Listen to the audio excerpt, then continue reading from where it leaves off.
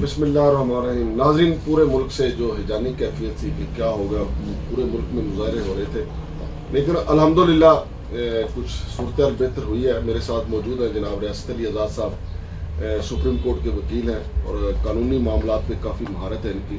ان سے ہم جانیں گے. ریاست علی آزاد صاحب، یہ بتائیے گا کہ پہلے تو عمران خان کی جہاں سے گرفتاری شروع ہوئی، وہ تو ویسے سپریم کورٹ نے بھی کہہ دیا ہے کہ عمل ہی غلط شروع ہوا، تو یہ کیا اتنی بے چینی تھی نیب کو کہ ایک بنیاد ہی انہوں نے غلط رکھ دی؟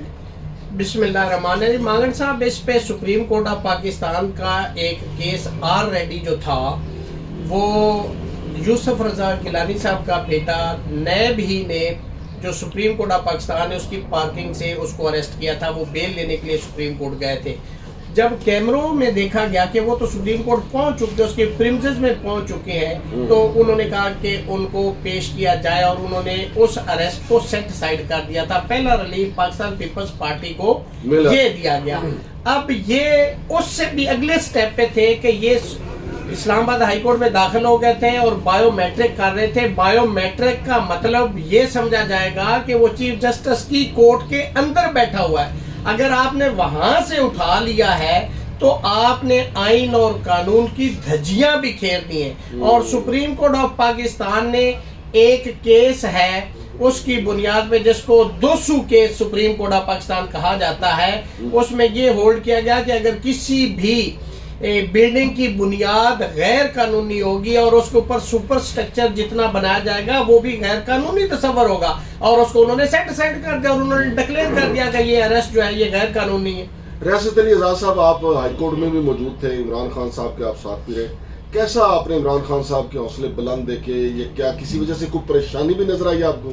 آج میں سپریم کورٹ اسلام آباد ہائی کورٹ میں موجود تھا. میرا اپنا بھی عمران خان کے کیسز کے بعد سیریل نمبر 7 پہ میرا کیس موجود تھا، اور اس میں توشہ خانہ کا کیس سب سے پہلے ٹیک اپ ہوا، اور اس میں جو چیف جسٹس صاحب تھے انہوں نے نیچے جو پروسیڈنگ چل رہی تھی سیشن کورٹ میں، ایڈیشنل سیشن جج جناب ہمایوں دلاور صاحب کی کورٹ میں، انہوں نے وہ سٹے کر دی کہ اس کو آگے نہیں چلانا، اس کو یہیں پہ روک دو. کیوں؟ ایک گراؤنڈ پہ کہ جی وہ پروسیجر کہ کوئی بھی اوفینس جو ٹرائبل بائی سیشن جج ہوتا ہے اس کا اگر استغاثہ ہوگا، اگر آپ نے فائل کرنا ہے تو وہ پہلے مجسٹریٹ کی کورٹ میں داخل ہوگا، پھر سی آر پی سی کا سیکشن 190 ہے جس کے تحت کوئی بھی چلان جو آئے گا، جو ٹرائبل بائی سیشن جج ہے، وہ پہلے مجسٹریٹ کی کورٹ میں آتا ہے اور پھر پٹ اپ ہوتا ہے، اور پھر سیشن جج صاحب اپنے پاس رکھیں یا کسی دیگر ایڈیشنل سیشن جج کو بھیجیں. تو اس پروسیجر کے تحت یہ استغاثہ دائر نہیں کیا گیا تھا، لہٰذا یہ ایک لیگیلٹی تھی. اور پھر انہوں نے اس استغاثے کے اندر سمننگ آف وٹنس کے پروسیس کو بھی چیلنج کیا ہوا تھا، لہذا کورٹ نے اپرنٹلی ان کو نوٹس کرتے ہوئے جو سٹیٹ ہے اس کو بلوا لیا ہے، اور ان دا مین وائل جو پروسیڈنگ اس کو سٹے کر دیا ہے. نہیں، میں یہ جاننا چاہ رہا تھا کہ عمران خان کو حوصلے آپ نے کیا دیکھے؟ میں نے عمران خان کو دیکھا، میں جب نکلا تو خان صاحب سامنے سے آ رہے تھے، بہت کانفیڈنٹ، بڑے حوصلے، بڑی جرت اور بڑی تمانت کے ساتھ وہ پریمسز میں آئے. وکلاء کا ایک جمع غفیر ان کے ساتھ تھا، اور تھم اپ کرتے ہوئے لوگوں کو حوصلہ دیتے ہوئے. ایک دو دوست نے پوچھا خان صاحب آپ گھبرائے تو نہیں ہیں؟ تو انہوں نے کہا نو. تو بڑا کانفیڈنٹ تھے، بڑی تسلی میں تھے. اور میں سمجھتا ہوں کہ میں نے پہلی دفعہ کسی شخص کو جس کے اوپر 150 سے زیادہ کیسز ہوں اور ہر عدالت میں، ہر ضلع میں، ہر صوبے میں پیش ہو رہے ہوں، اور اتنی تندہی سے کورٹ میں پیش ہو رہا ہوں، میں نے زندگی میں پہلی دفعہ ایسا ملزم دیکھا ہے. تو اپنا ریاست صاحب یہ بھی بتائیے کہ کورٹ کے اندر جب سماعت نہیں ہو رہی تھی، کورٹ کے باہر وکلا کی طرف سے یا وہاں پہ جو پولیس اہلکار تھے یا خواتین تھی پولیس اہلکار، ان کی طرف سے سیلفیاں لینے کا سلسلہ بھی کچھ جاری تھا؟ وہاں پہ ایک ہمارے دوست نے خواتین پولیس کو کہا کہ تو آپ تو کچھ ایسا لفظ انہوں نے کہا جو میں نہیں کہنا چاہتا، نہیں مطلب کہہ رہے ہیں آپ غدار ہیں. تو انہوں نے کہا ہماری ڈیوٹی باہر لگی ہوئی، ہم تو خان کو دیکھنے کے لیے اندر آئی ہوئی ہیں. یعنی وہ لوگ بھی خان کو اس طرح سے فالو کر رہے تھے. میں سمجھتا ہوں کہ ہمارے ملک کا کوئی بھی لیڈر ہو جس کی اپنی کریڈیبلٹی ہو، پاکستانی قوم ایک زبردست قوم ہے، وہ اس کو ہمیشہ ویلکم کہتی ہے. اچھا، کل جب وہ ان کو سپریم کورٹ میں پیش کیا گیا تو چیف جسٹس جناب عمر الطاف بندیال صاحب نے بڑا ویلکم کہا اور کہا کہ عمران خان صاحب آپ کو دیکھ کے خوشی ہوئی.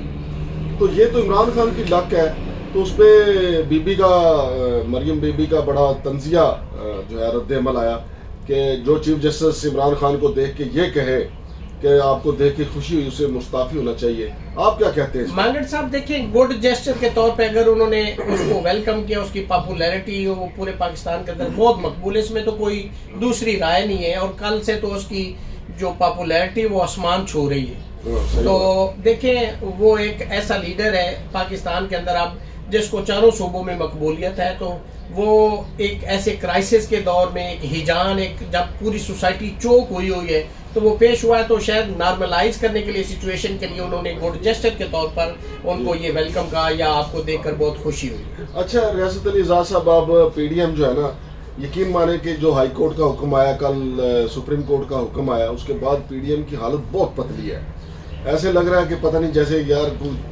گرم تندور پہ بیٹھے ہوئے ہیں۔ آپ مجھے بتائیں کہ اس میں کیونکہ غصے میں جو فیصلے ہوتے ہیں وہ بڑے غلط ہوتے ہیں، اگر وہ اس غصے کے عالم میں جیسا خواجہ آصف نے کہا کہ جی ایمرجنسی کا آپشن ہمارے پاس موجود ہے، اگر وہ ایمرجنسی لگا دیتے ہیں تو آپ کیا سمجھتے ہیں ایمرجنسی کا مستقبل کیا ہوگا؟ ایمرجنسی کے لیے کانسٹیٹیوشن کے اندر پرووائڈڈ ہے کہ وہ صدر پاکستان جو ہے وہ کسی صوبے میں یا کئی صوبوں میں یا کسی ڈسٹرکٹ میں کسی جگہ پہ بھی وہ کرتے ہیں۔ صرف ایمرجنسی کے اندر فنڈامنٹل رائٹس چند ایک ہیں جو سسپینڈ کر دیے جاتے ہیں، لیکن وہ جو ہے اس کو پریزیڈنٹ آف پاکستان لگاتا ہے، تو پریزیڈنٹ آف پاکستان تو پی ٹی آئی کا بیٹھا ہوا ہے، تو میں سمجھتا ہوں کہ یہ بس مطلب دبکے ہیں۔ نہیں، لیکن ریاست علی اعزاز صاحب آپ کو یاد کرواؤں کہ 1998 میں جب 2 تائی اکثریت سے یہ موجود تھے تو نواز شریف نے ایمرجنسی لگائی تھی، لیکن اس وقت ان کا صدر بھی اپنا تھا، خود پرائم منسٹر تھے، چیف آف آرمی اسٹاف بھی ان کا اپنا تھا، لیکن سپریم کورٹ نے کڑاکا نکال دیا تھا ایمرجنسی کا۔ یہ پھر جاتا ہے نا، پھر سپریم کورٹ اس کا جائزہ لے گی، لیکن یہ ایسی بات ہوگی نہیں، یہ میں آپ کو آن ریکارڈ یہ کہہ کے جا رہا ہوں کہ یہ ایمرجنسی والی بات نہیں ہے۔ دیکھیں مانگٹ صاحب ایک چیز کو بہت غور سے آپ سنیں بھی، اور جو اس کو دیکھ رہے ہیں وہ بھی اس کو نوٹ کریں کہ پاکستان کے اندر یار جتنے فائدے جو بھی اپوزیشن میں ہوتا ہے یہی عدالتیں ان کو دیتی ہیں۔ آج اگر نواز شریف باہر بیٹھا تو اس کو ضمانت کس نے دی؟ عدالت نے۔ شہباز شریف اگر وزیر اعظم بیٹھا کس نے دی؟ حمزہ کہاں بیٹھا ہے؟ مریم نواز شریف بیٹھی ہیں، خواجہ سعد رفیق بیٹھے، خواجہ آصف بیٹھے، ان کو کس نے ریلیف دیا ہے؟ وہ بھی انہی عدالتوں نے دیا۔ اگر آج دیکھیں جو حکومت میں ہوتا ہے وہ اپوزیشن کو ہمیشہ وکٹمائز کرتا ہے، تو جو وکٹم ہوتا ہے وہی عدالت میں جاتا ہے، عدالتیں وہی بیٹھی ہیں۔ یہی عدالتیں جس نے عمران خان کو رات 12 بجے عدالتیں لگا کے تو گھر بھیجا تھا، وہ فیصلہ ٹھیک تھا۔ آج اگر عمران خان کے اس کنٹینشن پہ 90 دن میں الیکشن کروانے کے کہتے ہیں تو یہ عدالت غلط ہو گئی۔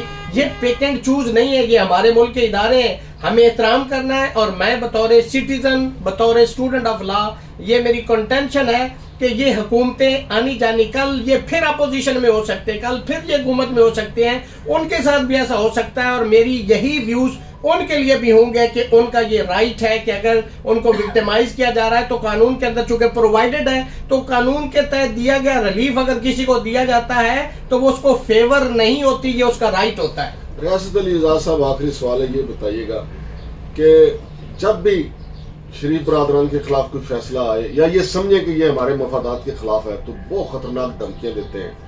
آپ کو پتہ ہے انہوں نے سپریم کورٹ پہ حملہ بھی کر دیا تھا، اور کل جب سپریم کورٹ نے عمران خان کو ریلیف دیا ہے تو مریم اورنگزیب نے کہا ہے کہ میں پیشن گوئی کر رہی ہیں، ججوں کے گھر جلائے جائیں گے، اور چیف جسٹس نے بینچ میں بیٹھ کے کہا ہے کہ مجھے میسج کیا گیا ہے کہ آپ کے گھر کو آگ لگا دی جائے۔ مریم اورنگزیب صاحبہ جو ہیں جو فرما رہی ہیں، میں سمجھتا ہوں میری ذاتی اور ناقص رائے میں، آپ کو یاد ہوگا کہ اسلام آباد ہائی کورٹ میں وکلا والا جو وہ ایک انسیڈنٹ ہوا تھا، اس میں وکلا کے اوپر 788 کی ایف آئی آرز ہوئی، ان کے اوپر ریفرنس بنے، ان کے اوپر کنٹیمپٹ لگی، ہماری خواتین لائرز کو جیلوں میں بھیجا گیا۔ عمران خان نے ہماری محترمہ ایک ایڈیشن سیشن جج صاحبہ تھی، اس کا صرف نام لیا، اس کو معافیاں مانگنی پڑی۔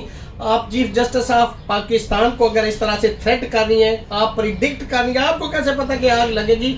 اٹس مین کہ آپ کروا سکتے ہیں یا آپ کے علم میں کہ یہ ہونے جا رہا ہے یا کروا رہے ہیں، تو یہ بڑا سیریس اوفینس ہے, اس میں کنٹمپٹ بھی ہو سکتی ہے, اس پہ 780 کی FIR بھی ہو سکتی ہے. تو میں سمجھتا ہوں کہ اس کے کانسیکوینسز جو ہیں, سپریم کورٹ چونکہ کنسٹینٹ کا مظاہرہ کر رہی ہے, اور میں سپریم کورٹ کو داد دیتا ہوں کہ وہ اتنا بردباری کا مظاہرہ کر رہی ہے. ادروائز یہاں پہ تو عمران خان تھوکتا ہے تو اس پہ بھی FIR ہو جاتی ہے, 156 FIR اس کے خلاف ہو گئی ہیں. تو میں سمجھتا ہوں کہ رانا ثناء اللہ اور اگر یہ مریم اورنگزیب ایسا کر رہی ہیں تو وہ آگ کے ساتھ کھیل رہی ہیں.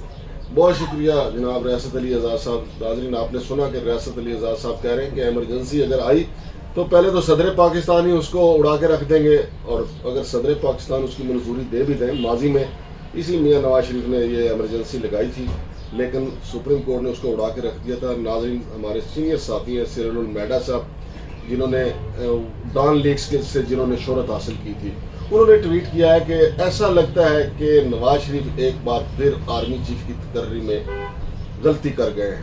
دیکھتے ہیں آئندہ دنوں میں یہ کلیئر ہو جائے گا. شمشاد مانگڑ کو ریاست علی اعزاز کو اجازت دیجیے. اللہ حافظ.